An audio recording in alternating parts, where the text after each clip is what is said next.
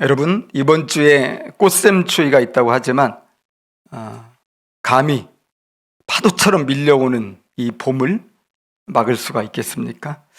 우리 사랑하는 성도님들, 새봄을 맞아 은혜 가운데 더욱 활기차고 또 소망이 넘치는 그런 삶을 살아갈 수 있기를 진심으로 축복합니다. 여러분, 아는 것이 힘이다, 이런 말이 있잖아요. 하지만 아무리 많이 알아도 실천하지 않으면 힘이 되겠습니까? 신앙에서도 마찬가지입니다. 그래서 하나님께서는 야고보서에서 분명히 말씀하시기를 행함이 없는 믿음은 죽은 믿음이다, 그렇게 하셨습니다. 다시 말해서 실천은 없이 머리로만 그렇게 알고 있는 것은 믿음이라고 할 수가 없다, 그거죠. 그래서 우리의 신앙이 우리의 생활 속에서 나타나야 된다는 겁니다. 우리의 신앙이 우리의 살아가는 삶의 현장, 가정이든 직장이든 사회이든 어디든지 우리의 신앙이 나타나야 된다. 그래서 저는 신앙생활 잘하자 이런 말 많이 쓰지만 그 말도 참 아름다운 말이죠.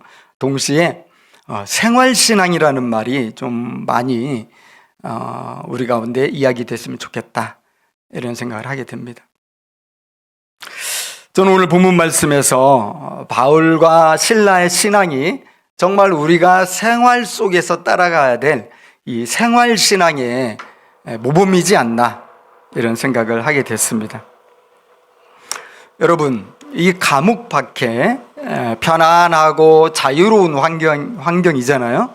그런 곳에서 우리가 기도하고 찬송하는 것은 뭐 어려운 일이겠습니까? 마음만 먹으면 기도하고 찬양 얼마든지 할 수 있겠죠. 그런데 그 어두운 깜방, 그 어두운 지하 감옥, 그런 곳에서 우리가 정말 너무 삶이 힘들다 하는 이 사망의 음침한 골짜기를 지나는 것과 같은 상황에서 기도하고 찬송하는 것은 어떨까요? 그것은 참 쉽지 않을 것 같습니다. 여러분, 19절 이하에 나오듯이요, 바울과 실라가 억울하게 투옥되었어요. 정당한 재판도 없었고요, 불법적으로 체포되어서 온몸이 발가 벗겨진 채로 매를 맞아가지고, 성경이 안 쓰여 있어도 우리는 알 수 있죠. 온몸이 정말 피투성이가 되었겠다. 그 옛날 이 채찍질, 또 매로 때리는 것은 얼마나 험했겠습니까?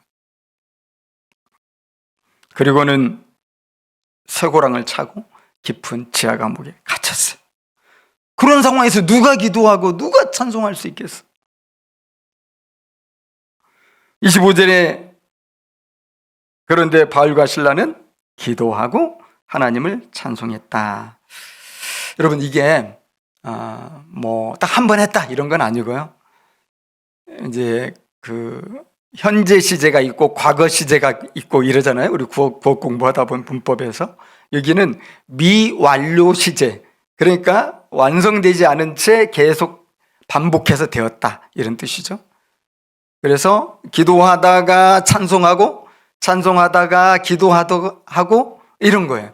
얼마나 했는지는 몰라요. 기도와 찬송이 이렇게 섞여서 했다는 것이고, 우리가 예배 순서에서 하듯이 기도, 그 다음 순서는 찬송, 이런 게 아니었다는 거죠. 기도와 찬송이 성령의 주신 은혜 가운데 자유롭게 이렇게 뿜어져 나왔다. 그리고 여기 기도했다는 것도요, 이게 성경이 처음 기록될 때 이제 헬라어로 쓰여 있으니까 그 헬라어로 이렇게 보면은 어떤 간절히 원하는 제목을 가지고 주여 주시옵소서, 주여 이루어 주시옵소서, 이게 아니고 주님과 사귐의 기도를 했다는 거예요. 우리가 흔히 하는 기도 제목 가지고 기도한 게 아니다. 예를 들면 이때 바울과 실라가 기도 제목을 가졌다면 어떤 것이었겠어요? 주여 빨리 이 지옥 같은 감옥에서 해방시켜 주십시오. 우리가 도대체 무슨 죄를 지었습니까? 주님, 우리를 살려주십시오. 이렇게 한다면 이것은 제목기도죠. 근데 그렇게 했다기보다는 선하신 주님을 믿고 정말 주님께 맡긴 거예요. 우리는 어떻게 될지 알 수 없지만 그래도 주님은 사랑의 주님, 그래도 주님은 선하신 주님, 그래도 주님은 우리를 축복하시기 기뻐하시는 주님. 그런데 우리 왜 여기에 있죠? 이해가 안 되죠? 그걸 맡긴다는 거예요. 주님께 다 맡기니까 마음에 평안이 와서 기도하고 감사의 찬송을 부르고 이걸 할 수 있는 거죠. 여러 성도 여러분들도 경험 많이 해보셨잖아요. 우리가 성령의 은혜가 임하면 그 환경과 다르게 우리가 기뻐할 수 있는 거죠.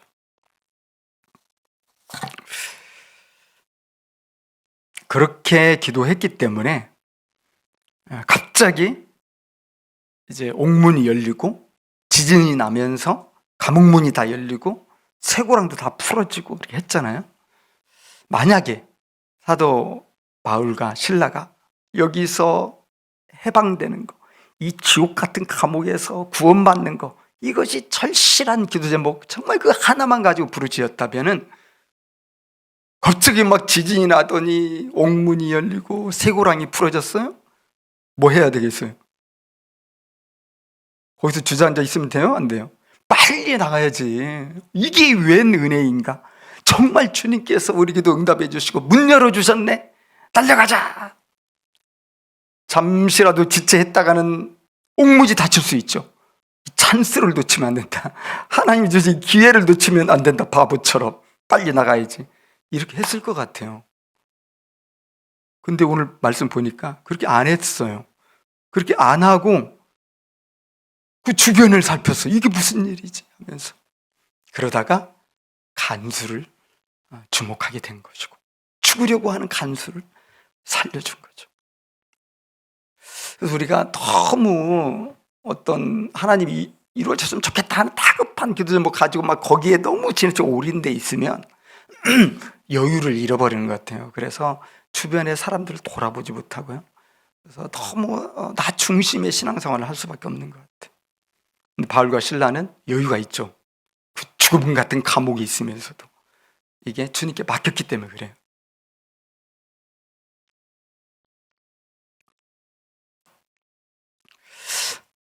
이 지점에서 한 가지 우리가 생각해 볼 것이 있는데 그것은 바울과 실라가 신앙생활을 하면서 정말 하나님께 기대하고 있는 것이 무엇인가, 하나님께 원하고 있는 것이 무엇인가를 우리가 알 수 있었다는 겁니다. 여러분, 하나님을 믿는 사람들의 마음속에 하나님께 어떤 기대와 바람이 있는지 평상시엔 잘 드러나지 않죠. 똑같이 예배드리고 똑같이 찬양하고 이렇게 하기 때문에 도대체 저 마음속에 뭐가 있는지 모르잖아요. 그러나 굉장히 나쁜 환경, 굉장히 불행한 환경이 닥치게 되면 그때는 나타나게 돼 있어요. 저분이 무슨 마음을 가지고 신앙생활을 지금 하고 있는지. 자, 지금 바울과 실라는 엄청난 고난에 처해 있잖아요. 그런데 그들이 지금 기도와 찬송을 드리고 있어요. 이게 무슨 뜻입니까? 이분들의 이 바울과 실라의 생활 속에서의 그들의 이 신앙의 모습이 진짜라는 거죠. 그들이 진짜로 어떤 마음으로 믿고 어떤 마음으로 주님을 따르는지가 그 고난의 한 복판에서 나타났다는 것입니다. 여러분, 오늘날 많은 성도들이 예수 믿고 복받기를 원하는데 좋은 일이죠. 우리가 복받아야지 나쁜 일 당하면 되겠습니까? 예수 믿고 복받아야 되고요. 또 예수 믿고 우리 가정도 잘 되고 우리 자녀들도 잘 되고 우리가 하는 사업도 번창하고 또 건강하고, 여러분 좋은 일이 아닙니까? 또 교회에서 목사님들이 그런 복을 계속 설교하는 것도 못할 설교는 아니죠. 그렇지만은 늘 강조해야 될 정도로 그런 이 세상에서 우리가 복받는 것이 성경의 핵심적인 말씀은 아니라는 거예요. 그것이 하나님 말씀의 가르침의 중요한 포인트는 아니라는 것입니다. 이렇게 말씀드리면 혹시 상처받을 수 있을지도 모르겠지만 상처받지 마시고요. 여러분, 그런 것들은 이 복음의 부스러기에 불과하다는 거죠. 복음의 빵에서 떨어지는 부스러기 정도지 그것이 복음의 핵심은 아니다. 그런데도요, 그것이 정말 신앙생활의 전부인 것처럼 생각하는 분들이 너무 많아서 제가 참 슬프죠. 그렇기 때문에 좀 힘들고 어려운 일, 또 많이 힘들고 많이 어려운 일 생길 때 신앙을 평상시에 가졌던 것처럼 이렇게 잘 유지하는 경우가 많지가 않고요. 시험에 드는 경우가 많고, 하나님 실망했습니다 하고 뒤돌아서는 경우도 있고, 나 이제 교회 안 다녀 이런 경우도 있고, 그런 일들이 있잖아요. 여러분, 바울과 실라는 사실 기분이 매우 안 좋은 상황에 지금 갑자기 놓이게 된 거예요. 비유를 들어본다면 잘 걷다가 돌부리에 넘어져서 지금 코가 깨진 거죠. 또 예수 믿는 사람답게 착한 일을 하려다가 못된 사람들 만나가지고 지금 괴롭힘 당하는 것과 같잖아요. 그런데 여러분, 그보다 훨씬 심각해서 목숨까지 이태로운 상황에 놓이는 거죠. 그런데 그런 상황에서 기도와 찬송을 하고 있다. 과연 이게 어떻게 가능할까?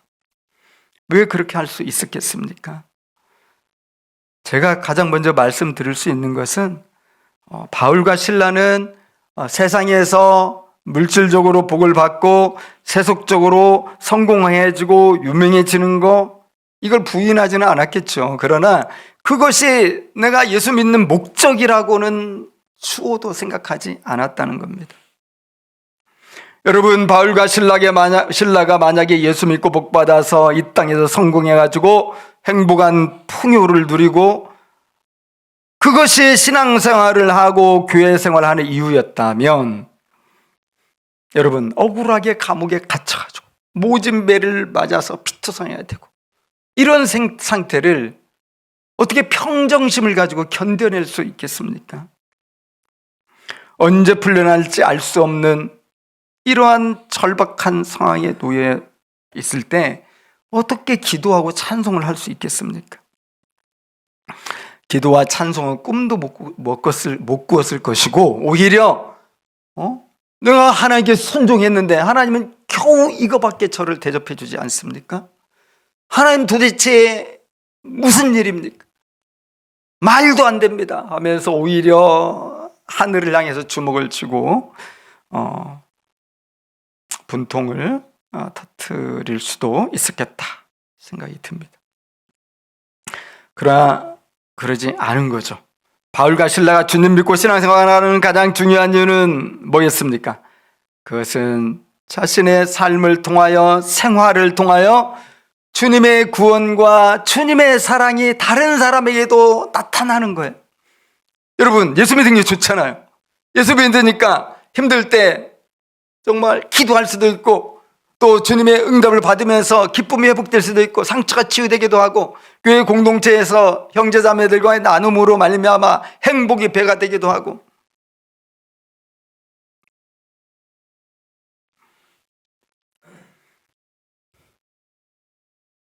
예수 믿으면 좋은 거예요. 그래서 내 주변에 있는 주님을 알지 못해서 방황하는, 또 상처를 치유받지 못한 채 헤매는 이 많은 사람들이 예수를 믿고 영원한 생명을 누리는, 그래서 그걸 기뻐하는 이것을 너무나 보고 싶고, 그것이 자기 삶의 정말 보람이고 가장 기쁜 일인 거죠.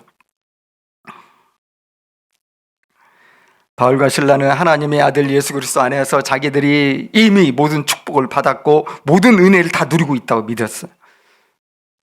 예전에 아주 유명한 저자가 책을 썼는데 책 제목이 너무나 기가 막혀서 잊혀지지 않습니다. 제목이 뭐냐면, 우리는 예수님께 더 받을 게 없습니다. 이미 예수님이 우리 안에 왔다는 건 뭐야? 이미 다 받았고 이미 누리고 있다. 그거라는 거죠. 뭘 더 받으려고 하냐? 그겁니다. 예수님은 창조주시고 만유의 주님이신데 우리 안에 들어와 있지 않습니까? 그래서 바울과 실라는 그 믿음이 있었기 때문에 항상 감사하고 법문사에 감사하면서 기도하고 하는 거죠. 그리고 그들이 원하는 간절한 소원 중에 소원은 예수님의 이름을 한 사람에게라도 더 알리는 것이었습니다. 그들의 간절한 기도와 소망은 하나님을 사랑하는 사람들이 주변에 더 많아지는 것입니다. 우리 예수님 때문에 참된 인생의 그 행복과 이 기쁨을 만끽하는, 그것 때문에 기뻐 춤추는 사람들, 그런 사람들 한 사람이라도 더 보고 싶어 하는 거죠. 그래서 감옥에 갇힌 한밤중에 절망하거나 좌절하지 않았다는 것. 이번 생은 정말 여기까지다, 그러지 않았다는 거고, 포기의 눈물을 흘리면서 모든 걸 내려놨다는 것이 아니고요, 도리어 주님의 또 다른 뜻이 있을 것을 믿음으로써 기도와 찬송을 할 수 있었다는 겁니다. 여러분, 그래서 무슨 일이 일어났죠? 바울과 실라가 그렇게 기도와 찬송을 할 때 무슨 일이 일어났어요? 주님이 들으셨다는 거예요. 주님이 들으셔서 어떻게 하셨어요? 세상에 거기 찾아오신 거예요. 여러분, 하나님이 그 깊은 어두운 깜깜한 감옥에 찾아오셨어요. 하나님이 찾아오셨기 때문에 무슨 일이 생긴 거야? 이 좁은 지하 감옥이 감히 창조주 하나님, 전능하신 하나님을 감당할 수 있겠나요? 감당할 수 없기 때문에 막 난리가 나는 거예요. 지진이 나고 막 흔들리고 옥문이 다 열려버리고 아주 완벽하게 채워놨던 쇠고랑도 그냥 툭 끊어져 버리고. 우리 사람 편에서 보면 기적인데 하나님 편에서 보면 그럴 수밖에 없는 거예요. 이 세상이 어떻게 하나님을 감당합니까? 여러분, 마지막 날 주님이 오시면 이 세상은 그 주님을 감당할 수가 없어요.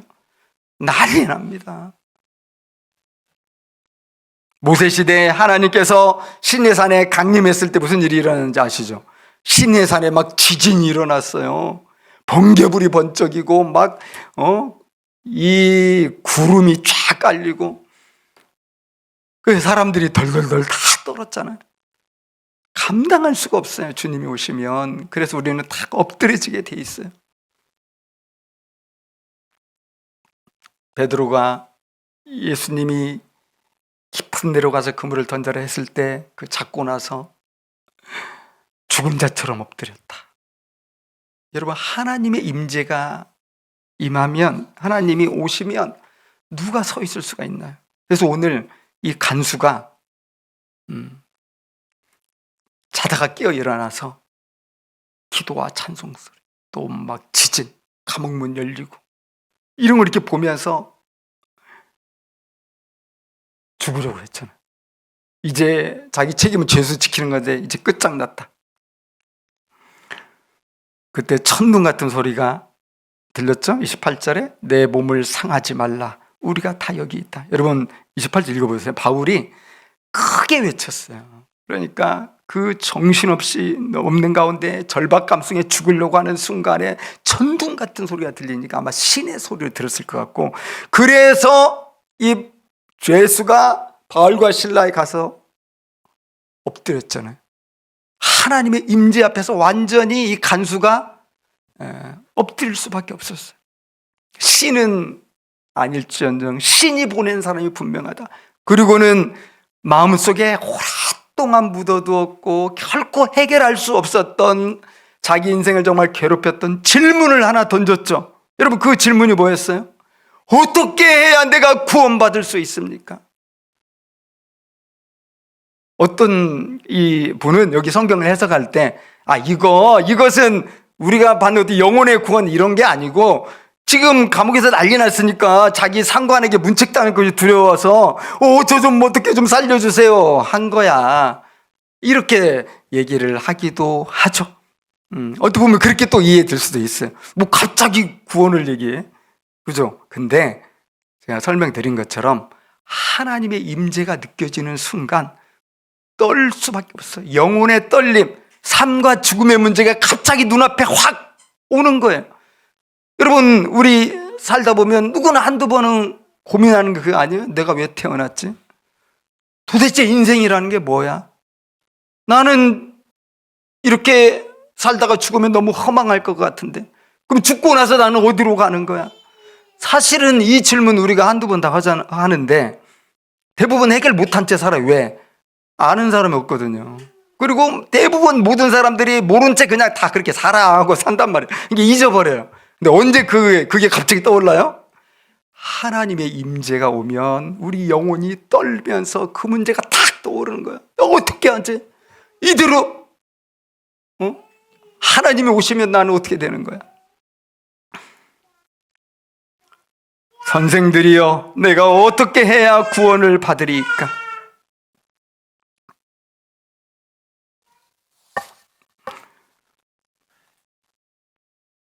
또 놀라운 장면이 이어지죠. 간수의 다급하고도 갑작스러운 질문이었습니다. 여러분, 간수가 이런 질문을 할 것을 바울과 실라가 예견했겠습니까? 간수뿐만 아니라요, 바울과 실라도 지금 정신이 없어요. 기도와 찬송을 했지만 갑자기 하나님이 이렇게 오실 줄 감히 꿈이라도 꿨겠어요? 바울과 실라도 지금 막 두렵고 떨림이 가득한 거예요. 그런데 이 간수가 갑자기 돌발적인 질문을 한 거죠. 어떻게 해야 구원받을 수 있을까요? 그때 진짜 실력이 나오는 거죠. 우리가 참 복음이 좀 준비가 되어 있어야 될 것 같아요. 여러분, 저도 우리 아이들 많이 있지만 가끔 아이들이 질문 던지잖아요. 구원이 뭐야? 또 주변에 동료들이나 친구들이 어떤 이 상당한 이런 일로 인해서 굉장히 절망해가지고 정말 구원이란 게 있을까? 물어볼 수 있잖아요. 야, 너는 또 예수 믿는다며 구원이 뭐야? 물어볼 수도 있죠. 그때 딱 그게 나와야 되면, 나오면 참 좋겠죠. 바울과 실라는 돌발적인 질문을 너무나 정말 정신없는 상황에서 받았는데 막힘없이 딱 복음을 얘기하는데, 가장 유명한 여러분 말씀 중에 하나 아닙니까? 31절이 주 예수를 믿으라, 그리하면 너와 내 집이 구원을 받으리라. 그리고 그 말만 한 게 아니라 이후에 31절에 나온 것처럼 주의 말씀을 그 사람과 그 집에 있는 모든 사람에게 전했더니 성령께서 임하셔서 모두가 다 구원을 받았어요. 그리고 우물이 있었는지 거기서 또 다 세례까지 받았어요.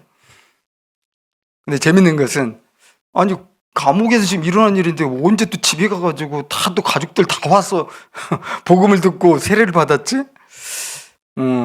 이제 이런 설명이 자세히는 안 나오니까 우리가 추측할 수밖에 없는데, 아마도 구조 자체가 아마 1층부터 외부 감옥도 있었으니까 1층, 지하 1층, 지하 2층 이런 식으로, 오늘 같은 지하 개념은 아니겠지만 땅 파가지고 굴 만들어가지고 이런 감옥들이 있고, 그 위에는 간수들의 숙소나 또 관사 같은 이런 것들이 있었던 것 같아요. 이렇게 함께, 왜냐하면 간수를 지켜야 되니까. 그래서 식구들을 불러 내려왔든지 아니면 바울을 집으로 데려갔든지, 그건 잘은 모르겠지만 전체적인 어떤 분위기를 보면 그런 중에 복음이 전해졌고 모두가 구원받았고요. 정말 여러분, 놀라운 일이 일어나지 않았습니까? 저는 오늘 본문에서 가장 행복한 장면이에요. 가장 즐거운 장면이에요. 자, 34절인데 한번 같이 읽어봐요. 16장 34절. 네, 함께 읽어보겠습니다. 시작. 그들을 데리고 자기 집에 올라가서 음식을 차려주고 그와 온 집안이 하나님을 믿음으로 크게 기뻐하니라. 여러분, 얼마나 즐거운 장면입니까? 지금 이 전까지만 해도 간수가 자결하려고 했잖아요. 그리고 감옥이라는 너무 정말 분위기 영 안 좋은 그런 상황이었는데 갑자기 식탁이 베풀어지고 먹고 마시고 구원받은 것으로 인해서 막 기뻐하고, 진짜 할렐루야 아닙니까? 여러분, 이것이야말로 하나님께서 가장 원하시는 것이었고 바울과 실라는 그 뜻을 잘 섬긴 것이죠. 저는 오늘 본문에서 하나님께서 우리 모두에게 강조하시는 메시지가 있다고 생각했는데요. 그것은 바울이 전한 약속의 말씀이에요. 31절에 주 예수를 믿으라. 그리하면 너와 내 집이 구원을 받으리라. 여러분, 예수를 믿을 때 너와 너의 집도 함께 구원을 받는다는 것은 권고가 아니에요. 이것은 약속이고 명령이라는 거죠. 여러분, 간수를 통해서 온 집안이 구원을 받았잖아요. 간수만 구원받은 게 아니고, 이런 장면은 우리가 어디서 봤습니까? 루디아가 예수님 믿을 때 루디아만 구원받았나요? 루디아와 그 온 집안이 다 구원받았대요. 16장 14, 15절. 루디아라 아는 한 여자가 말을 듣고 있을 때 주께서 그 마음을 열어 바울의 말을 따르게 하신지라 그와 그 집이 다 세례를 받고, 그와 그 집이 루디아와 함께 다 구원을 받았어요. 여러분, 또 있어요. 어디 있어요? 이방인 고넬료가 베드로의 설교 듣고 거듭나고 구원받았죠. 고넬료만 구원받은 게 아니라 고넬료의 온 집안 식구들이 또 다 같이 구원받았어요. 하나님께서 고넬료에게 천사를 보내 베드로를 초청하라고 하실 때 약속해 주신 말씀이 있었거든요. 사도행전 11장 13, 14절인데 읽어보겠습니다. 내가 사람을 요바에 보내어 베드로로 하는 시몬을 청하라. 그가 너와 내 온 집이 구원받을 말씀을 내게 이르리라. 너와 내 온 집이 구원을 받을 말씀이다. 결국 그 예언대로 복음을 처음 받은 고넬료만 믿은 게 아니라 온 집안 식구가 다 함께 예수를 믿었고 종들까지 예수를 믿었고요. 오늘 본문에서도 그렇듯이 한 가족 중 누군가에게 복음이 전해지게 된다면 이미 그 부르심 안에는 온 가족의 구원도 함께 있는 것입니다. 믿으시기 바랍니다. 물론 오늘과 어떤 가정이라는 이 어떤 그 시스템이 다르기는 하죠. 그때는 대가족, 종들도 함께 사는 엄청난 대가족이다가 더 중요한 건 뭐죠? 위계 질서가 아주 분명했다. 보수적인 시대였기 때문에 어른들이 믿으면 밑은 자동으로 다 믿어야 되는. 우리가 그거 상상할 수 있잖아요. 오늘날은 우리 다 흩어져 살고 또 가정의 권위라는 것이 흔들릴 지가 이미 오래고 뭐 아빠 믿었다고 가족이 다 믿는 거 절대 아니고 그런 어려움이 있습니다. 여러분, 아주 옛날 이야기인데 제가 전라북도 전주에서 태어났습니다. 이남 5년 중 5째로 태어났는데 저희 아버지가 불의의 사고로 돌아가시면서 저희 어머니가 청산과부라고 하죠. 젊었을 때 과부를 청산과부라고 하는데 저희 어머니가 그렇게 됐어요. 40대 초에. 그때 제 나이가 9살이었고요. 그 다음에 여동생 둘이 있었어요. 3살 터울시니까 6살과 3살. 애들이 다 그냥 빨개 벗고 다니던 때였거든요. 이게 어머니 입장에서 애들을 바라보는 그 심정이 어떻겠어요? 그때 여자가 일하던 시대도 아니고 다 저희 아버님이 사업해가지고 다 자신있게 이남 오녀 키울 수 있다는 믿음을 가지고 다 이렇게 나눴는데 속된 말로 지가 갑자기 죽어버리면서 이거 어떻게 되냐고 나머지 가족들은. 그 절박한 시기였는데 다행히도 아버지의 박해를 무릅쓰고 혼자서 신앙을 지켜온 큰누님이 계셨어요. 지난번 토요일 날 오셨었거든요. 저보다 12살이 많은 큰누님인데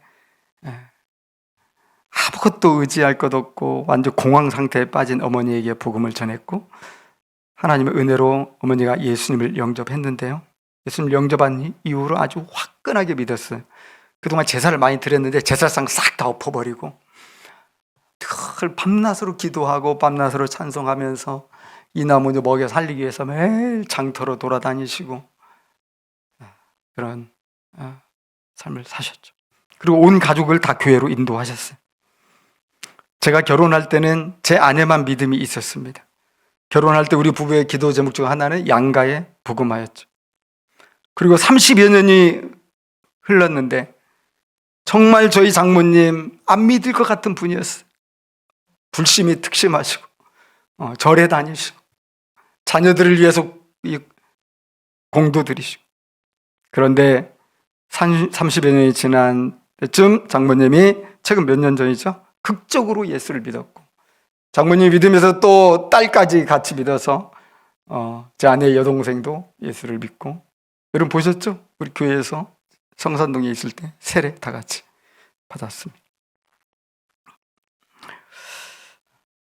이제 처남만 남았어요. 처남과 처남 와이프 남았는데, 처남 와이프는 나중에 알고 보니까 아주 젊었을 때 신앙생활 열심히 하던 그런 친구였어요.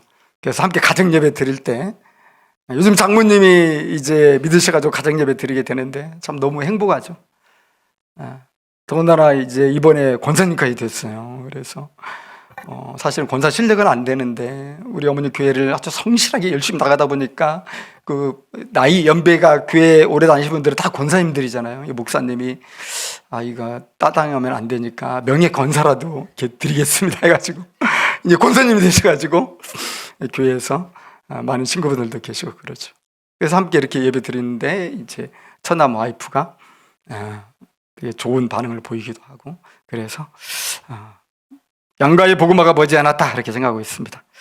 여러분, 사랑하는 여러분, 우리의 생활 신앙으로 가장 먼저 복받아야 할 분들이 누구여야 하겠습니까? 내가 예수 믿고 가장 먼저 복을 받아야 될 사람이 바로 우리 가족들이 아니겠습니까? 우리 친척들이 아니겠습니까? 여러분, 너와 내 집이 구원을 얻는 것은 주님의 약속이기 때문에 우리 먼저 믿으신 우리 성도님들은 믿음의 끈을 놓지 마시고 꾸준히 계속해서 기도해야 될 것 같습니다. 저희 가정도 아직 끝나지 않았고 계속해서 기도하고 있습니다. 주님께 가족들이 돌아오기를 너무나 바라는 우리 성도님들 많이 있는데요, 주님이 약속 말씀 붙들고 계속 기도할 수 있길 바라고요. 특히 목장 모임에서 기도 부탁할 때 여러분 계속 하세요. 계속 기도 부탁하면 계속 기도하잖아요. 그리고 또 가정 예배 드릴 때마다 믿지 않는 이 가족 구성원들 놓고 이렇게 중보기도 계속 하시고, 그렇게 하면 주님의 때가 된 어느 날 돌아오는 역사가 있을 줄 믿고요. 오늘 34절에 있는 것처럼 모두 함께 가정 예배 드리고 함께 먹고 마시며 주님을 찬양하는 정말 행복한 우리 집, 우리 가정 그날 올 줄 믿습니다. 여러분, 바울과 실라도 인간이기 때문에 예수님 때문에 고난당하고 감옥에 갇히고 하는 일들 좋아했겠습니까? 좋아하지 않았을 거예요. 그러나 그런 일이 닥쳤을지라도 자기가 가던 길을 포기하지 않았다는 게 중요하죠. 그들은 도망치지 않고 간수에게 복음을 전해서요, 온 가족을 주님께 인도했습니다. 또 뒤에 나오는 사건 있죠?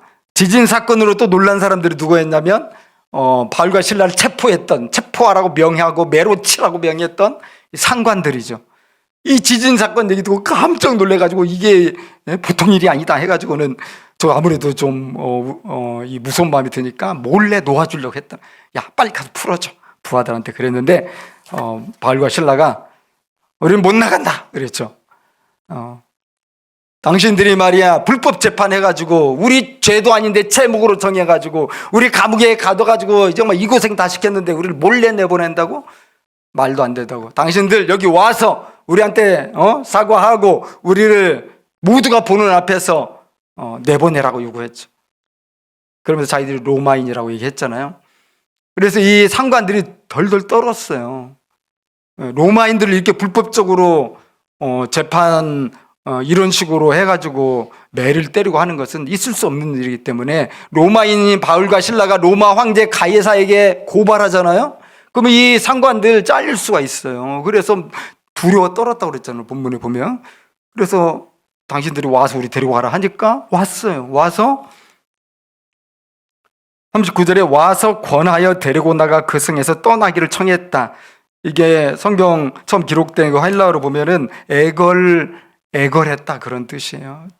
한 번만 용서해 주시고 아무 일 없다는 듯이 제발 여기서 나가 주시기 바랍니다.